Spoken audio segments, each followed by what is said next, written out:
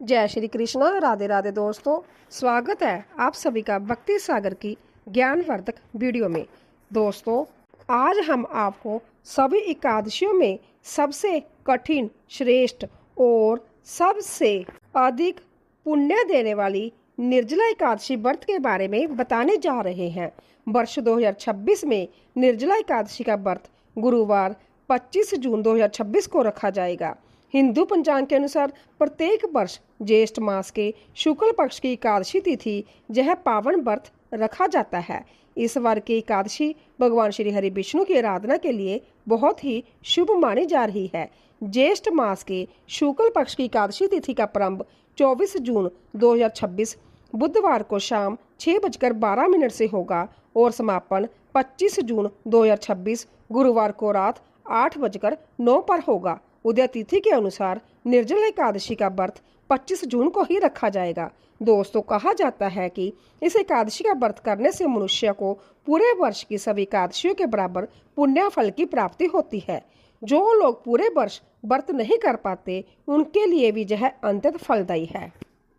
इस दिन भगवान विष्णु और माता लक्ष्मी की पूजा करने से जीवन में सुख, शांति, धन, वैभव और सौभाग्य की प्राप्ति होती है। आज के इस विशेष वीडियो के अंत तक जरूर देखें। हम आपको बताएंगे कि 25 जून 2026 निर्जला एकादशी के दिन ऐसा क्या करना चाहिए जिससे भगवान विष्णु की कृपा आपके जीवन में बनी रहे। हम आपको बताएंगे कि इस दिन कौन सी चीज़ भगवान विष्णु को जरूर अर्पित करनी चाहिए और कौन सी चीज़ भूलकर भी नहीं खानी चाहिए, कौन से 5 काम करने से बचना चाहिए और कौन से उपाय करने से घर में सुख समृद्धि आती है। साथ ही हम आपको बताएंगे निर्जला एकादशी व्रत की सही पूजा विधि, शुभ मुहूर्त, व्रत कथा और पारण का सही समय। इसीलिए दोस्तों, इस संपूर्ण वीडियो के अंत तक जरूर देखें और अंत तक जरूर सुनिएगा, क्योंकि अधूरी जानकारी कई बार भ्रम पैदा कर सकती है। निर्जला एकादशी को भीमसेन एकादशी भी कहा जाता है, क्योंकि पांडवों में भीमसेन को भोजन बहुत प्रिय था और वह अपनी भूख को नियंत्रित नहीं कर पाते थे, जिससे उनके लिए वर्ष भर की सभी एकादशियों का व्रत रखना कठिन था। तब भीमसेन ने भगवान श्री कृष्ण से पूछा कि हे प्रभु, मैं सभी एकादशियों का व्रत करने में सक्षम नहीं हूँ, तो ऐसा कौन सा उपाय है जिससे मुझे सभी एकादशियों का पुण्य प्राप्त हो सके। तब भगवान श्री कृष्ण ने भीमसेन को ज्येष्ठ मास के शुक्ल पक्ष की निर्जला एकादशी का महत्व बताया और कहा कि यदि तुम श्रद्धा और नियम के साथ इस एक एकादशी का व्रत करते हो तो तुम्हें सभी एकादशियों के समान फल प्राप्त होगा। तभी से इस एकादशी को भीमसेन एकादशी या पांडव एकादशी के नाम से जाना जाने लगा। यह व्रत बहुत कठिन माना जाता है, क्योंकि इस दिन व्रत रखने वाला व्यक्ति जल तक का त्याग करता है। निर्जला एकादशी के दिन सुबह ब्रह्मा मुहूर्त में उठकर स्नान करे और स्वच्छ पीले वस्त्र धारण करे। इसके बाद घर के पूजा स्थान की साफ सफाई करे और भगवान श्री विष्णु की तस्वीर या मूर्ति स्थापित करे। भगवान को पीले फूल अर्पित करना शुभ माना जाता है। इसके बाद भगवान विष्णु को गंगा जल से स्नान कराएं, चंदन का तिलक लगाएं, अक्षत और धूप दीप दिखाएं। भगवान विष्णु की पूजा में तुलसी दल का विशेष महत्व होता है, क्योंकि तुलसी माता भगवान विष्णु को अत्यंत प्रिय है। लेकिन ध्यान रखें कि एकादशी के दिन तुलसी के पत्ते नहीं तोड़ने चाहिए। अगर भगवान को तुलसी चढ़ानी हो तो एक दिन पहले ही पत्ते तोड़कर रख लेने चाहिए। इस दिन भगवान विष्णु के सामने बैठकर ओम नमो भगवते वासुदेवाय मंत्र का जाप करना, विष्णु सहस्त्र नाम का पाठ करना, भगवान विष्णु की कथा सुनना और भजन कीर्तन करना भी बहुत फलदायी माना जाता है। दोस्तों, अब जानते हैं कि निर्जला एकादशी के दिन कौन सी चीजें भगवान विष्णु को अर्पित करनी चाहिए और कौन सी चीजें भूलकर भी नहीं खानी चाहिए। भगवान को पीले फूल, पीले वस्त्र, हल्दी, केले और चने की दाल का भोग अर्पित करना शुभ माना जाता है।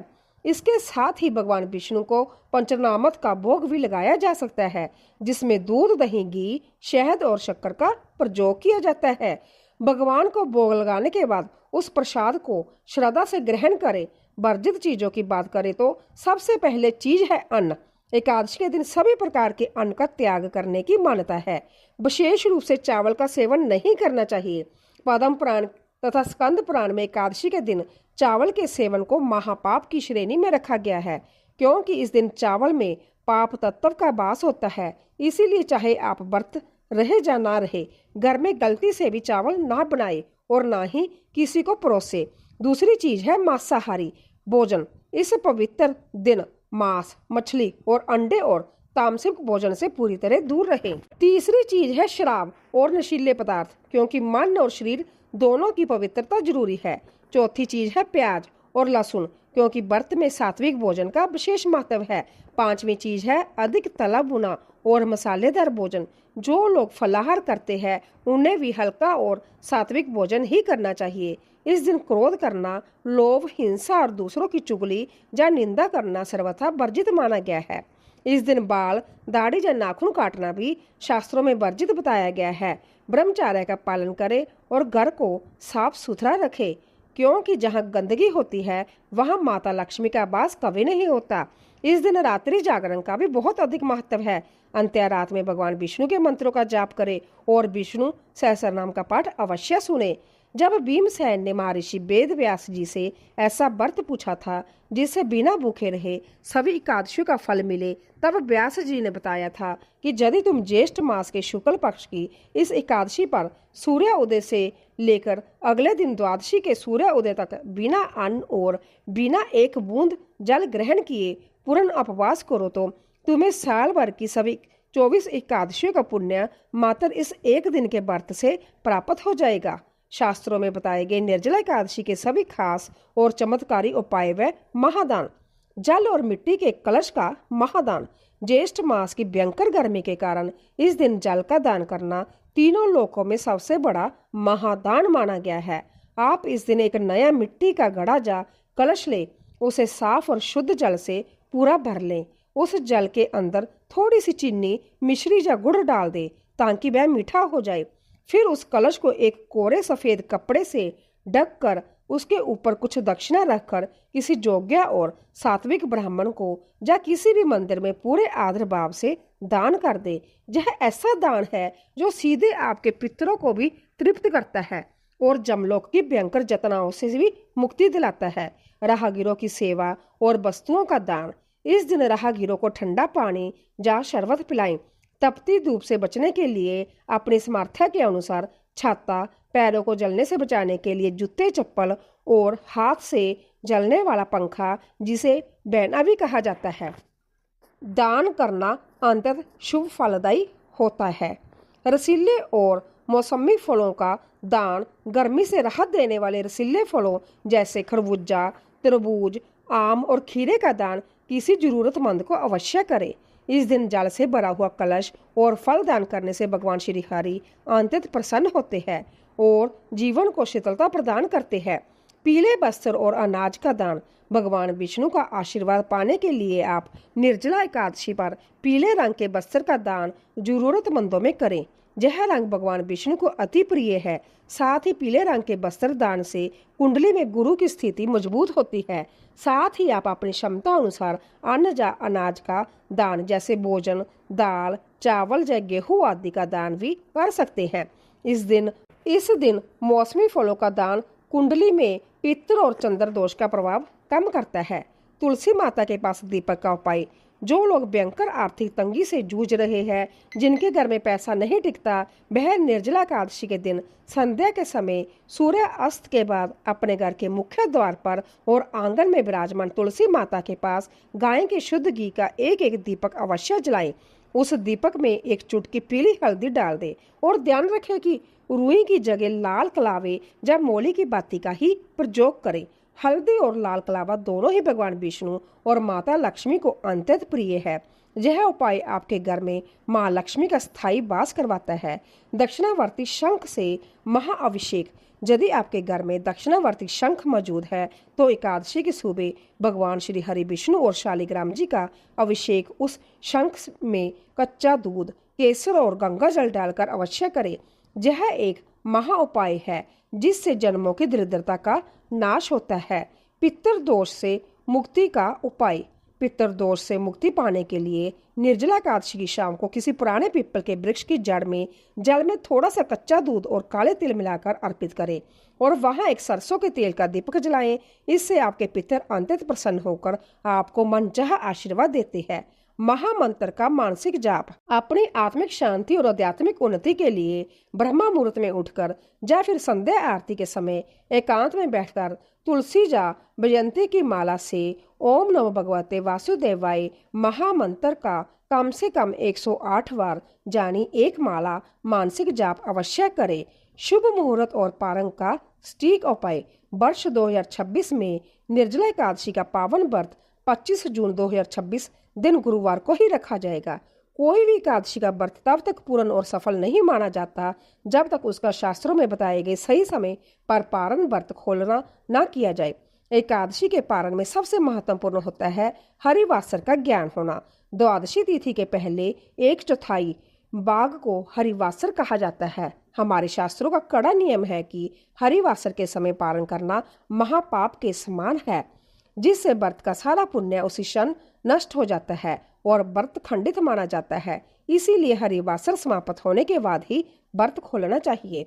निर्जला एकादशी के व्रत का पारण 26 जून 2026 दिन शुक्रवार को किया जाएगा, जिसका सबसे शुभ और सटीक समय सुबह 5:25 से लेकर सुबह 8:13 के बीच रहेगा। आपको इसी समय अंतराल के भीतर अपना व्रत खोल लेना है। पारण की विधि। इस शुभ समय में सबसे पहले भगवान विष्णु की विधि पूर्वक आरती और पूजा करें। उसके बाद किसी ब्राह्मण को घर बुलाकर भोजन कराएं और उन्हें वस्त्र तथा दक्षिणा देकर विदा करें। यदि यह संभव न हो तो मंदिर में अन्नदान कर दे या गाय माता को रोटी और गुड़ खिलाएं। पारण के समय सबसे पहले आप तुलसी दल मिश्रित जल ग्रहण करें और उसके बाद ही कोई अन्न खाए। यह भी विशेष रूप से ध्यान रहे कि पारण हमेशा सात्विक भोजन से ही करना चाहिए। व्रत खोलने के भोजन में लहसुन, प्याज, मांस या मदिरा का प्रयोग भूलकर भी न करें। यह पावन दिन हमारी आत्मा को शुद्ध करने और अपने विचारों को निर्मल बनाने का एक दिव्य अवसर है। इस दिन झूठ बोलना, छल कपट करना, दूसरों की निंदा करना या मोबाइल और टीवी पर मनोरंजन करके समय नष्ट करने के बजाय यह समय भगवान की भक्ति, सत्संग और आत्मचिंतन में बिताना चाहिए। परिवार के सदस्यों के साथ प्रेम पूर्वक व्यवहार करें, बड़ों का आशीर्वाद लें, प्रकृति का सम्मान करें और किसी भी बेजुबान जीव को कष्ट न दें।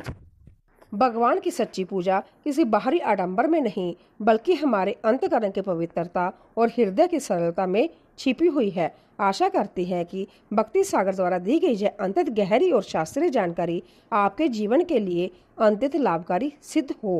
पौराणिक व्रत कथा। इक्ष्वाकु वंश में राजा रुक्मागंध नाम के एक प्रतापी राजा थे। उनकी पत्नी रानी संध्यावली और पुत्र धर्मागंध भी बड़े धार्मिक थे।